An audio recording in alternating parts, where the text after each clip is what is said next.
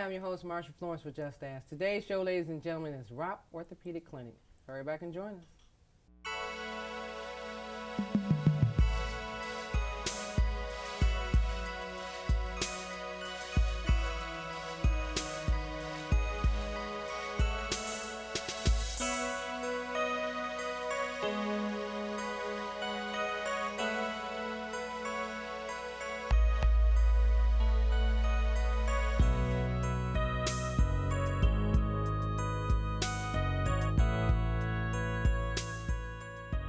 Hi, I'm your host, Marsha Florence with Just Ask. Today's show, ladies and gentlemen, is Ropp Orthopedic Clinic, and we have with us the president and owner himself, Jeff Ropp. Good morning, Jeff.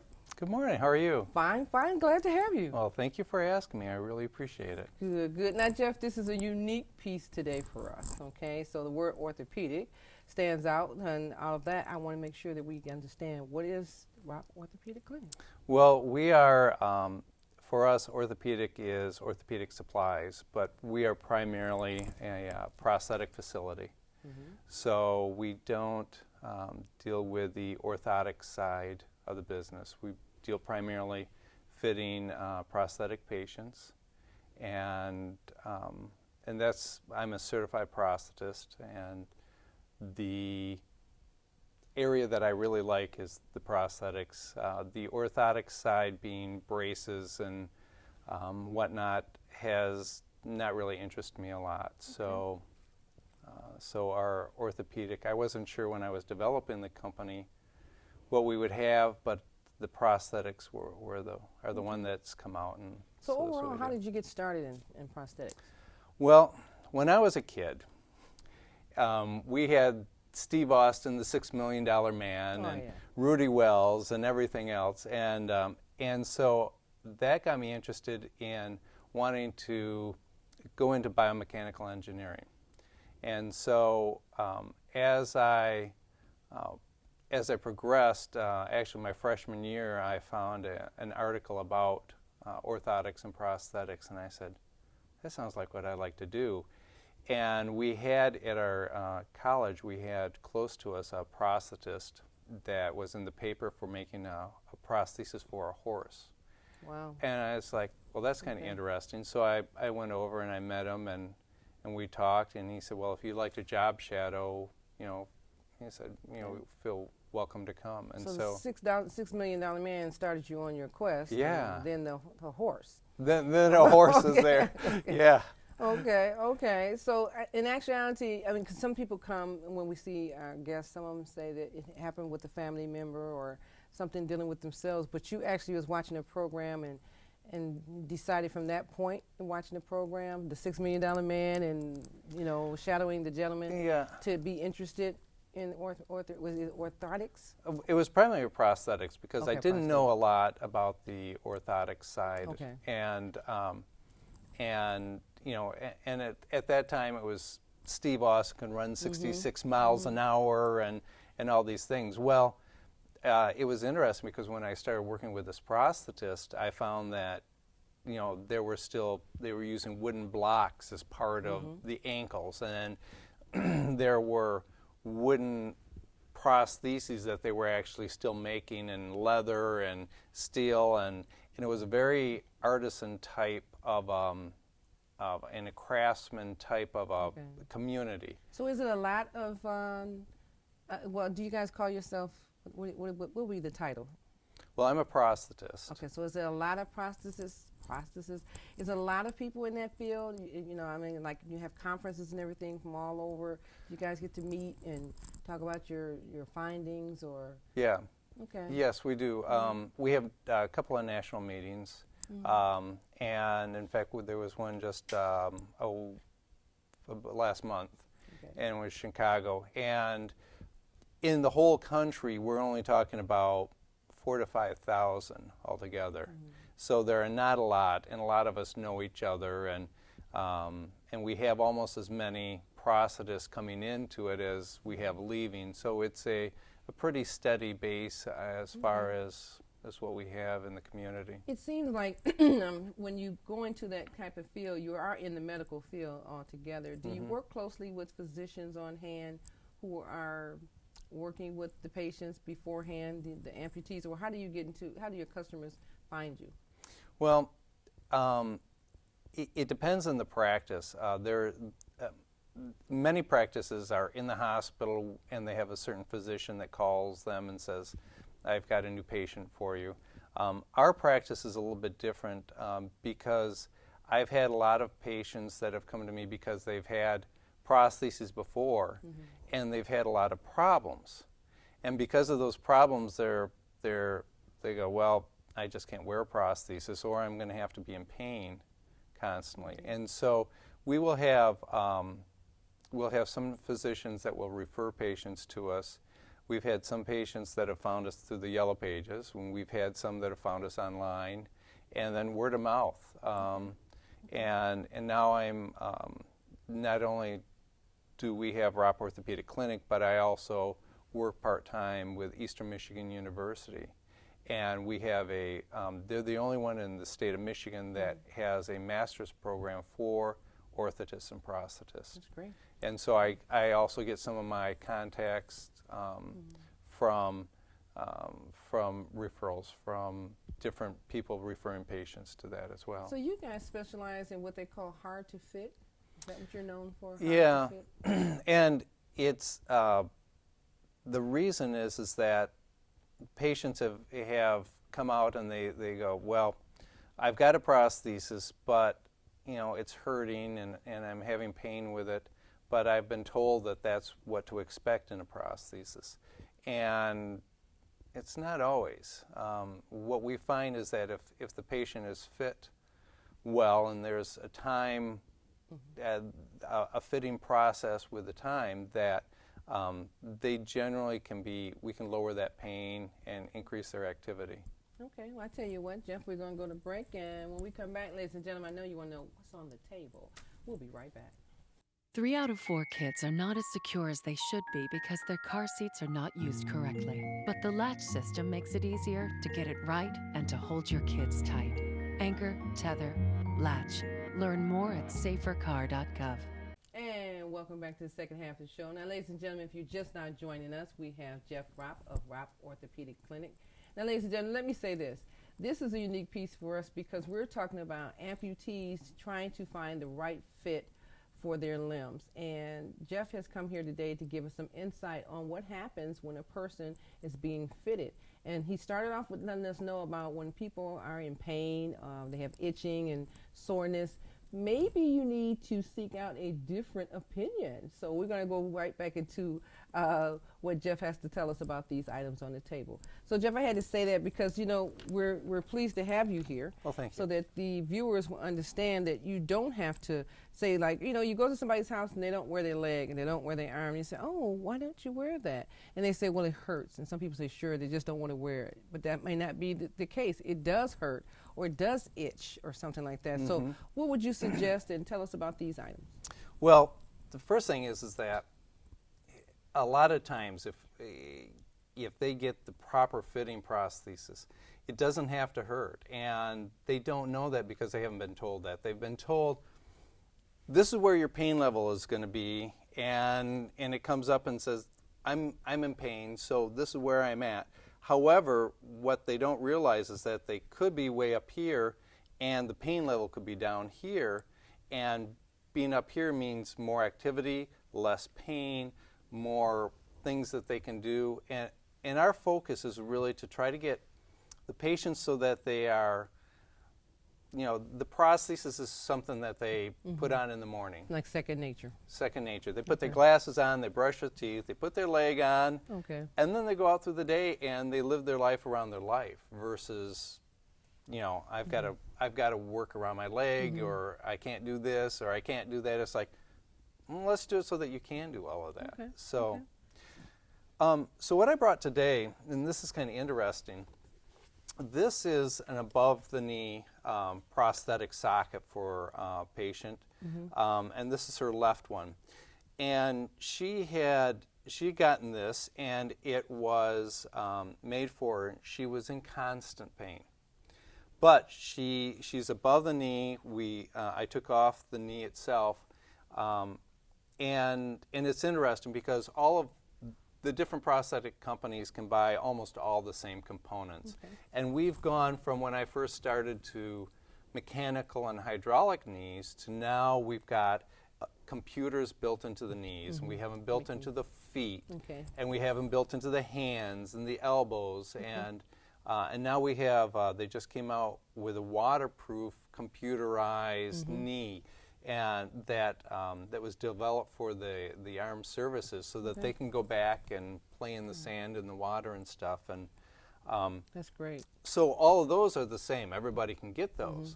But what's kind of unique is that I've been searching, and I've taken a lot of courses on when a person puts their leg inside here, basically this area right here, this is for her left leg. This is where she would sit on it, and then this goes through the groin area and comes up in the front. The problem that most of our above knee amputees have is that this pushes up on their seat bone.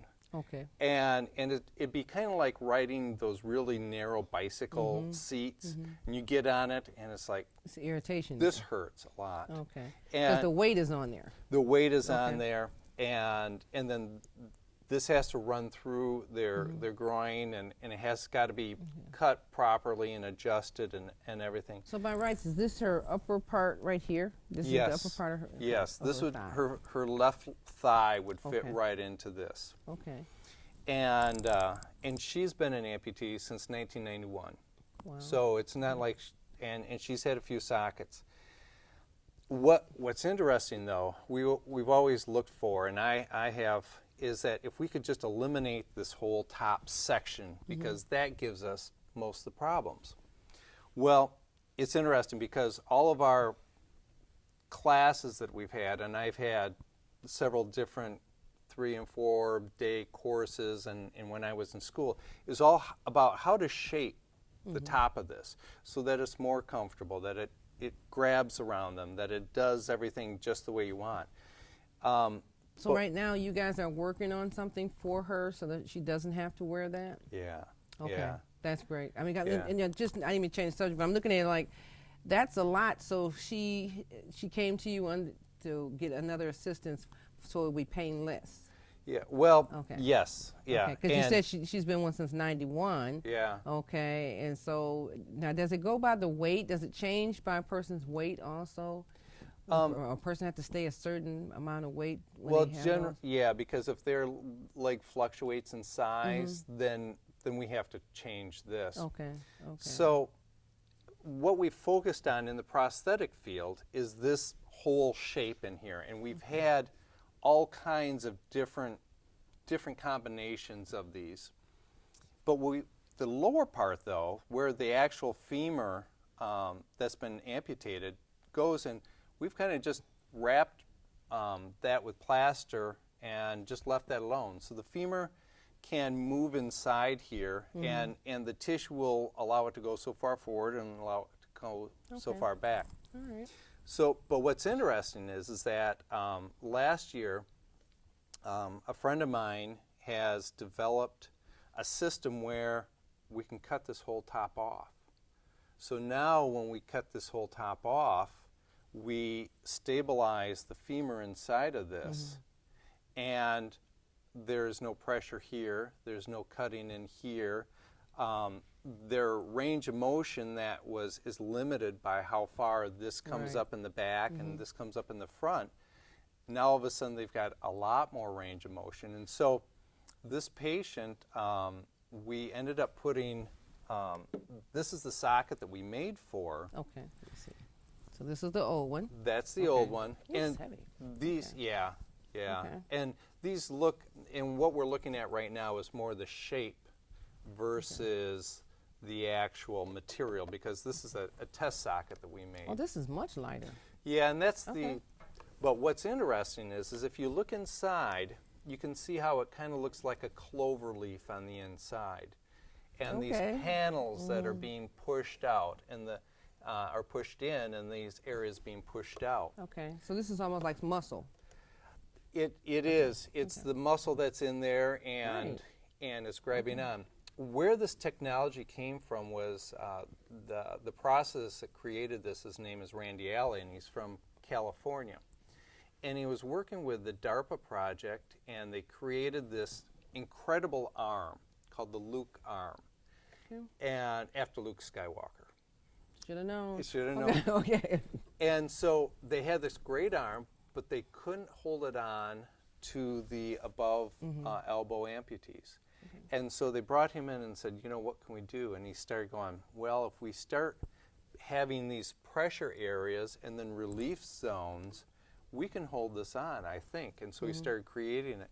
And lo and behold, after he worked with them for a few weeks, this socket design for arms, they were able to cross over to other parts like the thigh and the leg. Okay. Yeah, and our thigh and our leg amputees are the 70, well, it's 87% of all of our amputees. Okay. Now, what are these two items there?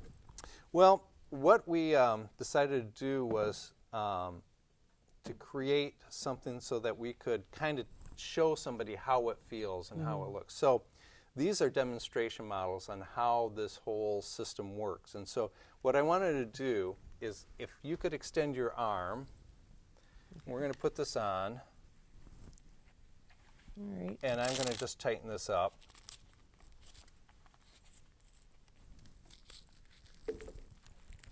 I got a little arm? You got a little arm, Okay. and I'll pull really tight on it. Okay. And then we're going to just slide it up there.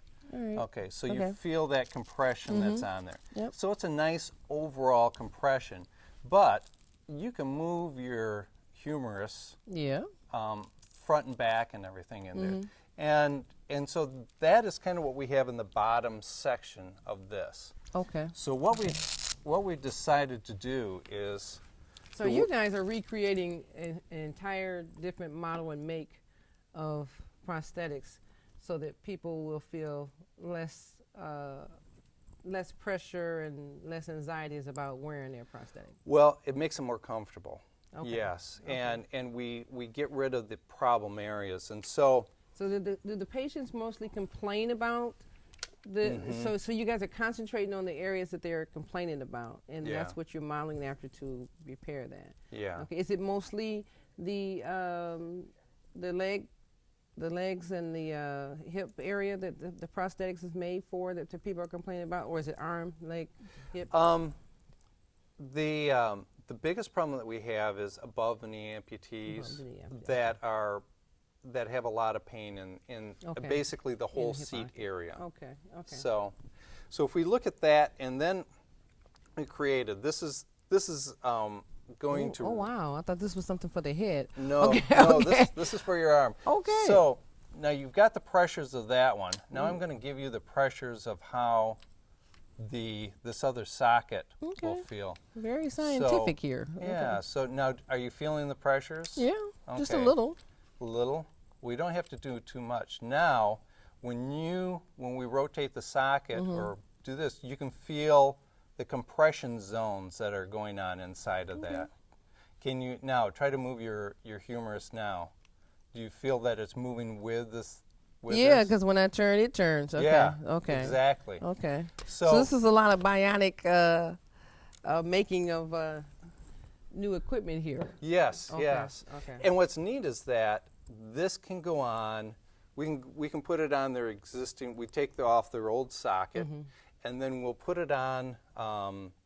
Take their old socket off and we can put it on their old knee, or as they have this socket on, all of a sudden they're starting to be able to do more things. Okay. When she started wearing this, she started crying. She goes, "I've never felt that a prosthesis couldn't hurt on me." And she goes, wow. "This is the first time I've ever." So she was sitting there crying, and I bet. I mean, you know, you're looking at history being made in a sense because someone has been worn down from trying to live a full life and feels that they're limited. That's pretty heavy. I don't know, that's pretty. What do people do when they don't wear those? I mean, what do they do with them? Can you turn them in? Can you sell them? What do you do? We have seen them on eBay. Okay. I mean, I know no two but- people's parts are alike, but somehow can it be broken back down and materials used or something? Or can you guys use those as models for do's and don'ts. Yes, we can. Well, we can do that. We can also use some of the components as test components. We can't. Okay. We can't take a used component and put it on somebody and then bill for it. That's right. I understand. Yeah. I'm just asking because I know somebody who's going to be watching this show is going to say, you know what, I've got 2 legs and I'm not using either one of them. Can you guys take them off my hand and use some of the parts, or I'm not sure if that's something people want to do, but you've got people who are not using their prosthetics, and they're so frustrated that they need to find out if they can come to a business like yours and say, hey, make me feel better. Okay. And there are charity organizations that are running to Haiti, Ecuador, Guatemala. There are some that are going to over to Africa and are taking some of our components that we've used that are still good, but are either the warranties out or something, and so we will donate those to those companies. And that's good. That's good. I'm not promoting the donation part, but I'm just saying I know people are really, really, just disenchanted with the old style of, their prosthetics and want something new. Right. So I tell you what, we're going to go to break, ladies and gentlemen. Jeff is going to try something on me, so we'll be right back with a test model on Marsha. Okay, we'll be right back.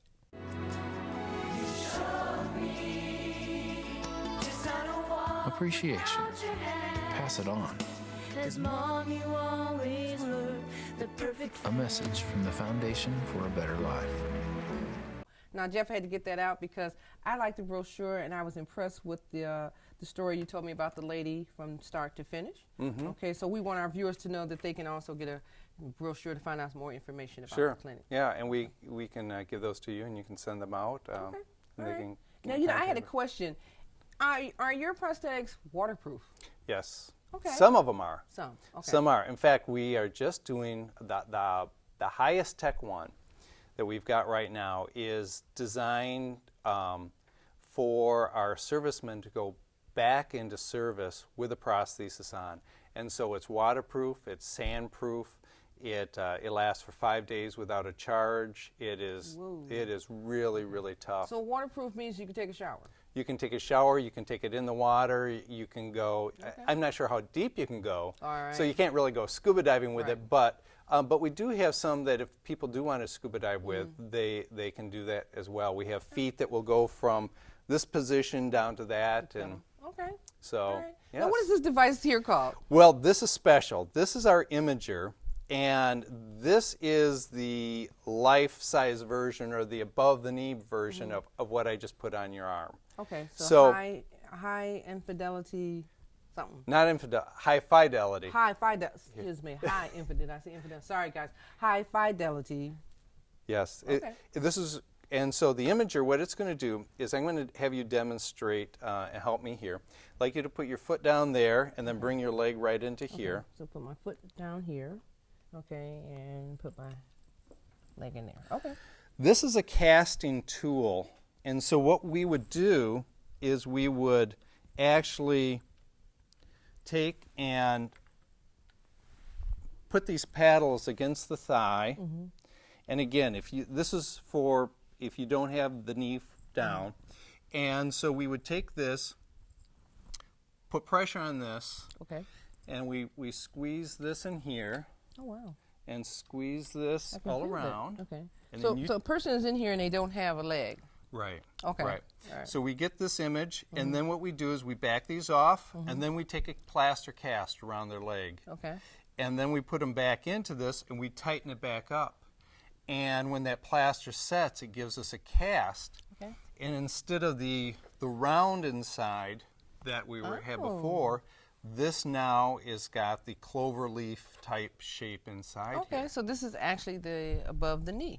Yes, this is the above the knee socket. And this, ladies and gentlemen, I don't know if you can see this line right here, look like a muscle, but this is the part I feel right here. You feel that, yeah. So this will be the shape of someone's above the knee. Okay, okay. And I noticed the back end is lower. Yes, the back end is lower, and this is all lower inside so that they're not getting those pressures where they really hurt. So I'll reduce this on you. Okay, so that's actually to prepare the person to be fitted for their above-the-knee prosthetic. Right. And so after we take the cast, then we take and modify that, and then we fabricate the test socket, and we try this on their leg and say, okay, how does that feel? And now they'll start walking on it, and like I was telling you before, our lady that was walking on this started crying when she started because she didn't have pain and everything. So that's really what we're looking at. Okay. Once we've done the casting, then they don't use this again, and we just stay with a high fidelity socket. High fidelity, I got it. Okay, high fidelity. Okay, so every person that comes to your facility that's above the knee amputee, they're going to be fitted. I will fit them with this. Okay. Yes. Okay. Yes. And the other items, the ones you put on my arm, is that for the arm? Tell me now, what other parts do you guys provide? Well, if we go from the shoulder all the way down to the finger, and we go from the hip all the way down to the toes. We don't do any of the anaplastology with the face or the ears or anything, and we don't do mastectomy work. Right. But we do any of the parts of the arms and legs. Okay, so that's good. So there's a fitting for each part, though, right? Yes. Okay. Yeah. So that one device I had on my arm up here, that was mainly to size the arm? That was just, that would size your arm. If you're an above elbow amputee, then we would cast with plaster, and then we would actually put that appliance on your arm, tighten it up, and get those panels so that we get that design again. Okay. So, but it's this whole thing, we're using it for arms, upper and lower, above the elbow and below the elbow, and then we're doing it for above the knee. But we this is a licensed thing that we're the only one in Michigan that actually has this. Okay. There are about 50 facilities across the United States that have them, but they're very exclusive on who they are letting license them. So, and you're the one. We're the one right now in Michigan. Now tell me, what about insurances? What would people have to do? Well, the insurances, what they do is the best thing for them to do is call our office. We'll bring them in and we'll do a free evaluation on them. Okay. And then part of that is insurance evaluation and see what their insurance will pay for. We'll check that out and we'll find that. And any charitable organizations? Yes, we work with several different ones. We sponsor some charitable ones. We help do the donations for the legs. Okay. And there are some athletic groups that we work with to get people back and going. So, yeah, we try to work with everybody. Well, I hope our viewers have learned something today, because I know when they see this show, someone's going to be nodding their head, I need to check them out.